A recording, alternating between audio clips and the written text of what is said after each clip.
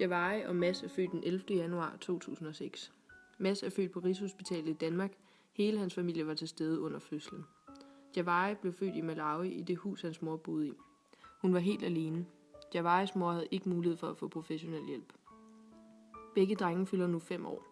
På Mads' 5-års fødselsdag fik han den nyeste iPhone. Det eneste Javari fik var ømme fødder efter at skulle gået 40 km efter drikkevand, som ikke engang var rent.